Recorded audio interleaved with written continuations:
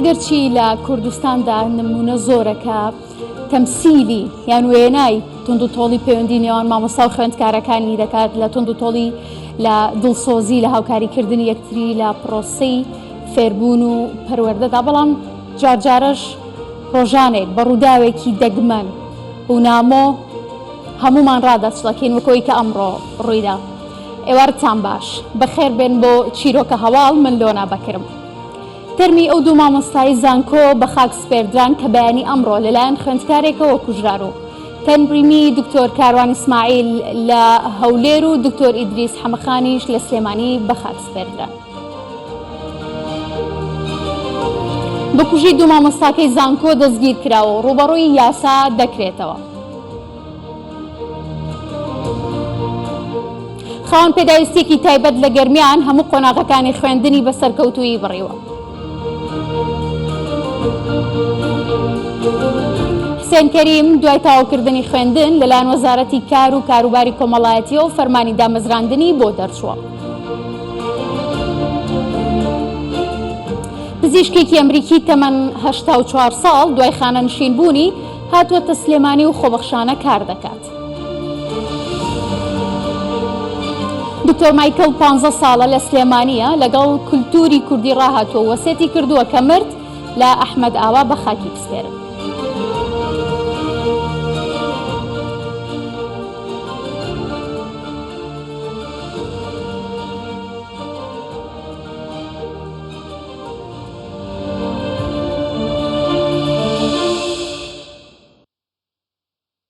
بەڵێ دیارە ئەمڕۆ دکتۆر ئیدریس حەمەخان کە لەلایەن قوتابیەکی خۆیەوە کوژرا خەڵکی سنووری پارێزگای سلێمانی و ئەمڕۆ تەرمەکەی گەڕێنرایەوە سلێمانی و بەرەبەیانی ئەمڕۆ کە لەلایەن خوێندکاریەکەوە کوژراوە. بەڵێ دکتۆر هەڤاڵ ئەبوو بەکر کە ئەمڕۆ ئامادەبوونی بە خاک سپاردنەکەی بۆ ڕایگەیاند کە ئەمە کارەساتێکی گەورەیە و پێویستە چاوەنبارەکە بە سزای یاسایی خۆی بگات.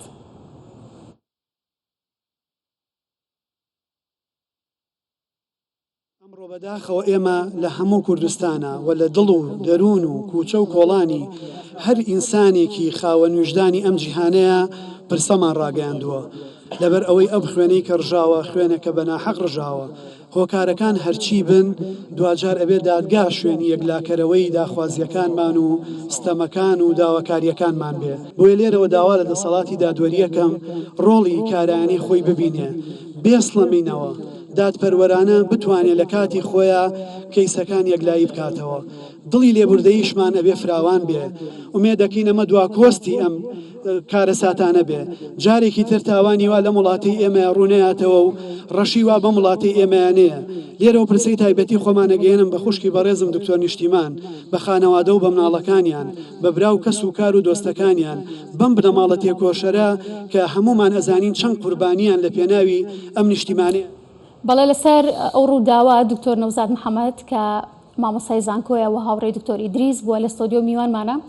زانیاری لێوەردەگرین لەسەرەوەی کە چیرۆکی ئەم ڕووداوە و ئەو حاڵەتەی کە لەگەڵ ئەم خوێندکارەدا ڕوویداوە و راپۆرتێکشمان دەبێت لەسەر هەمان بابەت کە هاوکارانمان لەسەر ڕووداوەکە ئامادەیان کردووە. بەڵام دەچمە لای دکتۆر نەوزاد لەبەروی دکتۆر نەوزاد ماندووە نامانەوێت کاتی زۆر بگرین. دکتۆر نەوزاد زۆر بەخێر هاتی بخۆتان خۆش بن بەداخەوە بۆ لە دەستدانی دکتۆر ئیدریس.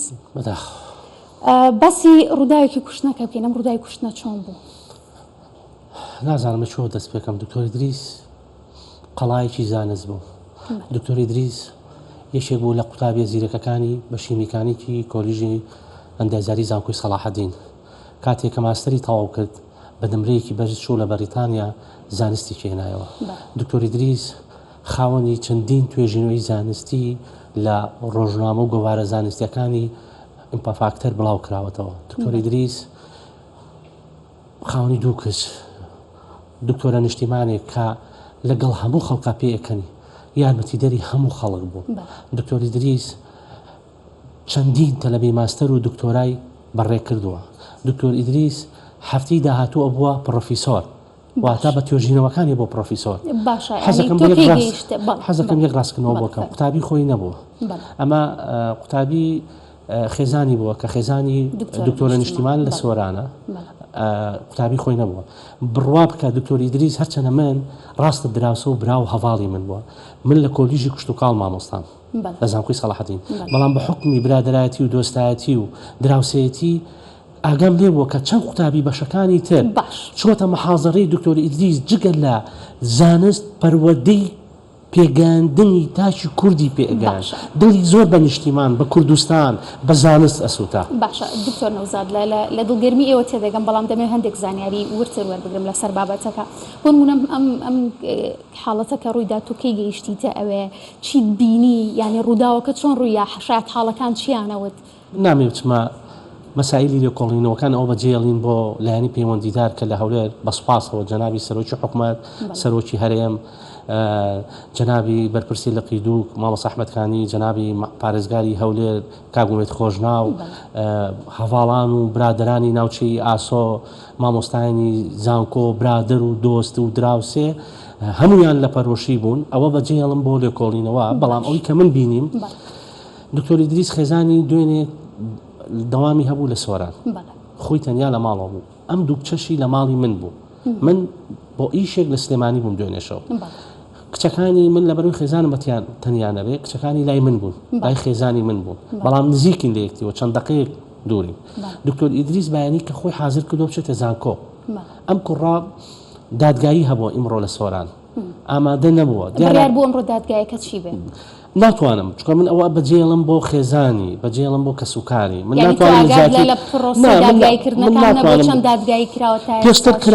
پێشتر کراوە دادگایی کراوە ئەم کوڕە چەند جارێک بە تەلەفۆن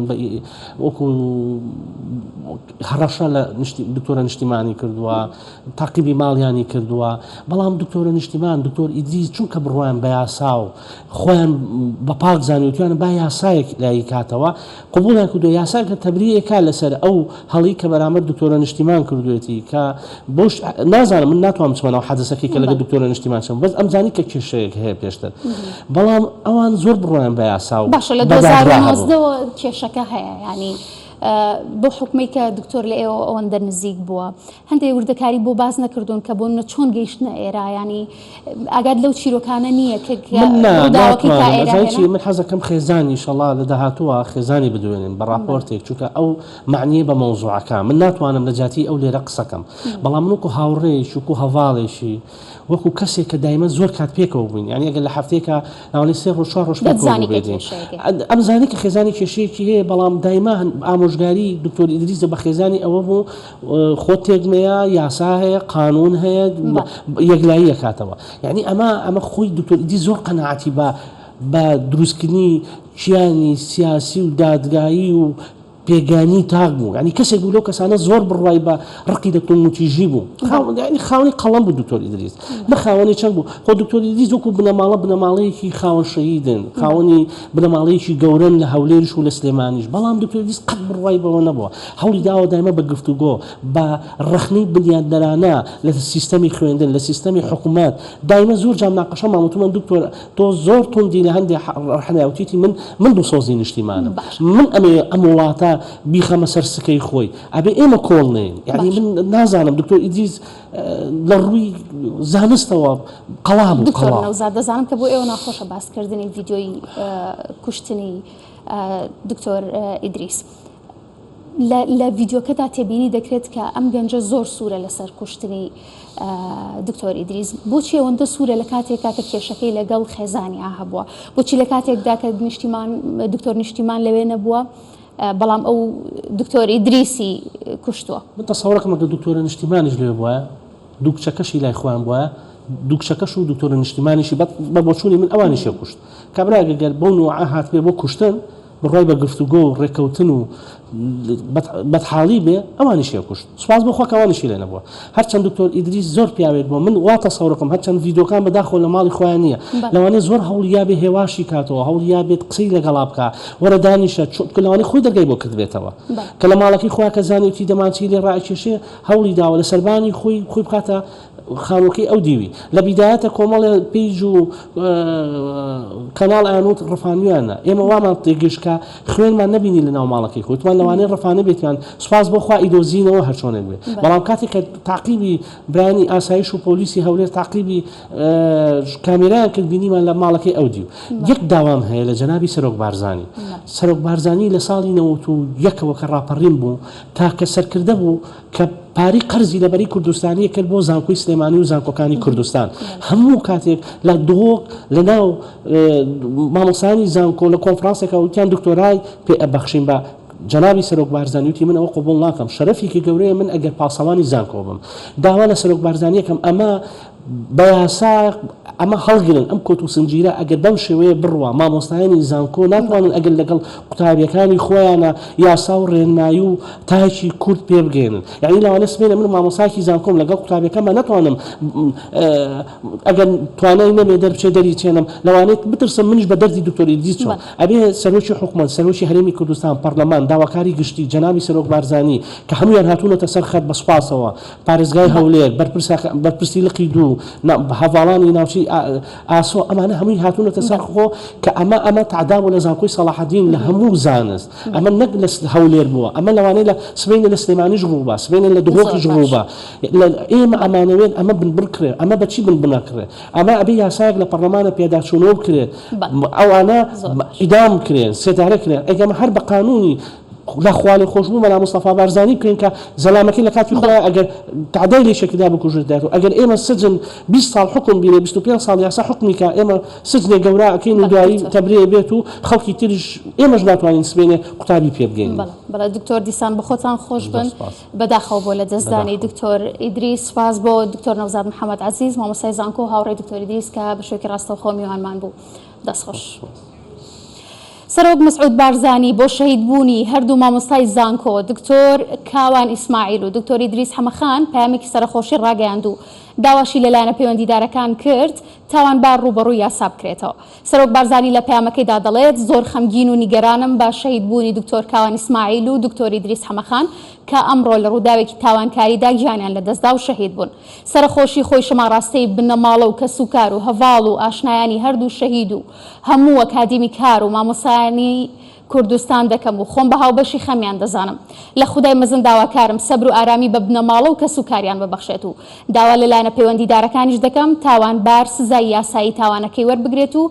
هەروەها ڕێوشوێنی پێویست بگیرێتە بەر بۆ ئەوەی تاوان و ناحەقی لەم شێوەیە چیتر دووبارە نەبنەوە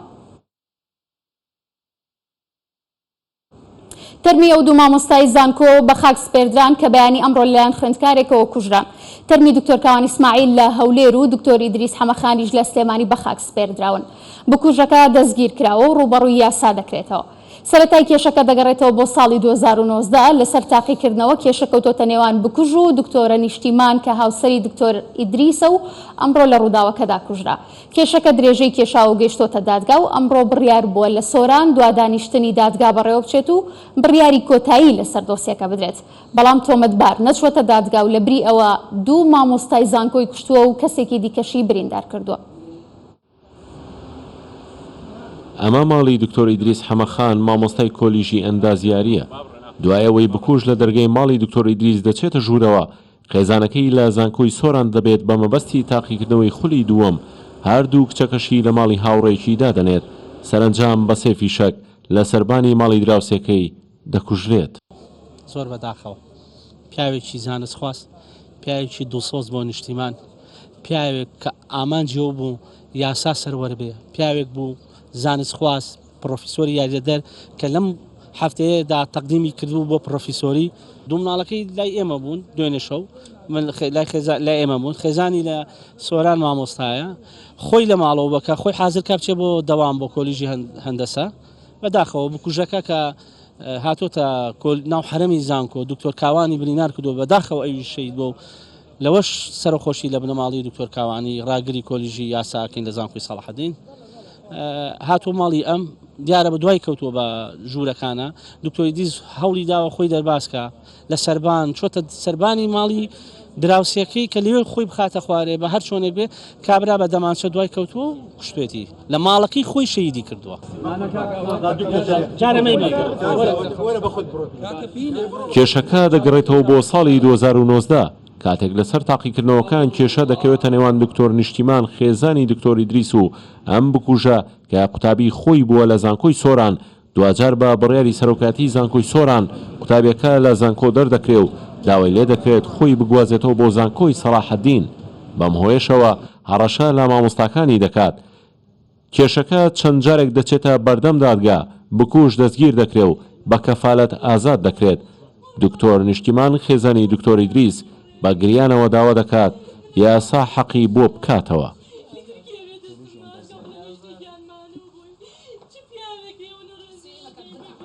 ئاواکاریم هەر کەسە سوکایەتی بە کەسێکەکە دەستێچە دەخوێنی کوشتنی مامۆستای زانکۆ بە تایبەتی هاوسەرەکەم هیچ کێشەیەکی نەبوو لەگەڵ ناوبراوە. هیوادارم لە سێدارە بدرێچەنە لە سێدارەدان برینی من چا ساڕێژ ناکات.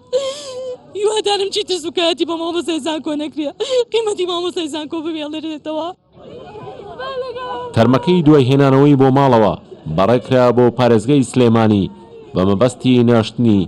لە زێدی خۆیان. ئازەر فاروق، کوردستان 24 هەولێر. بکوژ ناوەستێ دەست بۆ ڕۆحی دکتۆر کاوان ئیسماعیل ڕاگری کۆلێژی یاسای زانکۆی سەلاحەدینیش دەبات بە بیانووی ئەوەی کە دکتۆر کاوان لە ماوەی ئەم 3 ساڵەدا ئامادەنە بۆ دوای دەرکردنی لە زانکۆی سۆران لە کۆلێژی یاسای زانکۆی سەلاحەدین وەری بگرێت. بۆیە بکوژ دەچێتە ناو کۆلێژ و 5 فیشک لە دکتۆر کاوان دەدات. گول لە بەر پاسەوانی پرزگەکەش دەکەوێت. لە نەخۆشخانەی مێرجنسی کەس و کاری دکتۆر کاوان وێڵی هەواڵێکی دڵخۆشکەر بوون، بەڵام لە دەمی پارێزگاری هەولێرەوە ئەو هەواڵەیان بیست کە لی دەترسان. بەداخیشەوە ئەوەش ڕادەگەینین دکتۆر کاوانیش گیانی لەدەستدا.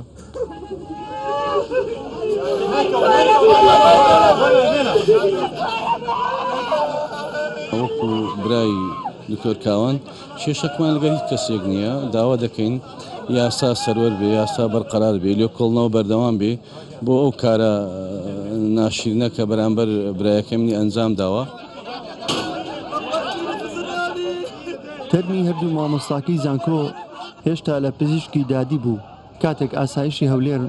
دەستگیرکردنی بکوژەکەی ڕاگەیاند. لە هەمان کات پاسەوانەکەش مەترسی لەسەر ژیانی نەما و تەندروستی جێگیر بوو. تەرمی دکتۆر کاوان ئیسماعیل لە گۆڕستانی کەسنەزان بە خاک سپێردرا. کەس و کاریشی لە ڕۆژێکی گەرمی هەولێردا بە هەناسە ساردیەوە دوا ماڵ ئاواییان لێ کرد. دکتۆر کاوان زیاتر لە 20 ساڵ تەمەنی خۆی بەخشی بۆ ئەوەی قوتابیەکانی فێرە یاسا بکات، بەڵام بەیانیەکی زوو قوتابیەک بە چەکی نایاسایی بە بیانوەکی نایاسایی مامۆستای یاسایی خەڵتانی خوێن کرد و شەهیدی کرد. نەورەس عەبدوڵڵا، کوردستان 24 هەولێر. حسەن کەریم خاوەن پێداویستێکی تایبەتە لە گەرمیان توانیوێتی بە توانای خۆی خوێندن تەواو بکات و ئاواتی ئەوە بۆ کە دابمەزرێت دوای ئەوەی کە وەزارەتی کاروباری کۆمەڵایەتی داواکەی ئەو دەگەن بە سەرۆکی حکومەت، سەرۆکی حکومەتیش ڕاستە و خۆ فەرمانی دامەزراندنی و خاوەن پێداویستیە تایبەتە دەردەکات. یەکەم ڕۆژی دەرچوونێتی لە ماڵ تا وەک فەرمانبەر لە بەڕێوەبەراتی کاروباری کۆمەڵایەتی گەرمیان دەست بەکار بێت. کاروباری کۆمەڵایەتی داواکەمی بردە لای سەرۆکی حکومەت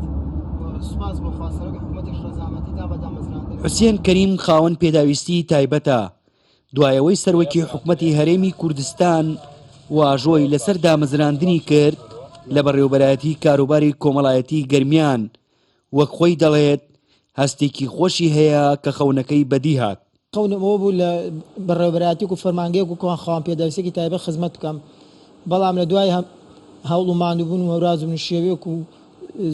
وجودێکی زۆر شکر بەخواوە لە ڕێگەی بە هەوڵی وەزیری کاروباری کۆمەڵایەتی داواکەم گەیاندرا جەنابی سەرۆکی حکومەت سوپاسی جەنابی سەرۆکی حکومەتەکەم بۆ ئیمزاکردنی داواکاریەکەم هەستێکی خۆشە لە دوای ماندووبوون هیلاکیێکی زۆر گەشتینە ئاواتەکەی خۆمان و ئیشەڵا داوا لە سەلوێن کە بۆ هەموو کەمەدامێک کە توانای ئەویان هەیە لە بەڕێوەبەرایەتێک و فەرمانگەیەکە خزمەت بکەن. کاکە حسێن زۆرم پێخۆش بوو پیرۆزبایەتی یەکەم زۆر سپاس بۆ جەنابی وەزیر و زۆر سپاس بۆ ڕێزدار سەرۆکی حکوومەت. لەگەڵ گەیشتنی حوسێن بۆ بەڕێوەبەرایەتی کاروباری کۆمەڵایەتی گەرمیان ڕێکارە ئیدارەکانی بۆ تەواو کراو وەک فەرمانبەر دەست بەکار بوو. ئەمڕۆژ کاکە حسێن کە لێرەیە ئێمە ڕێکارە کارگێڕی و یاسایی و ژمێریاریەکانی بۆ ئەگرینە بەر و لە نزیکترین بنکەی خۆمان کە دام و دەستگایەکی سەر بە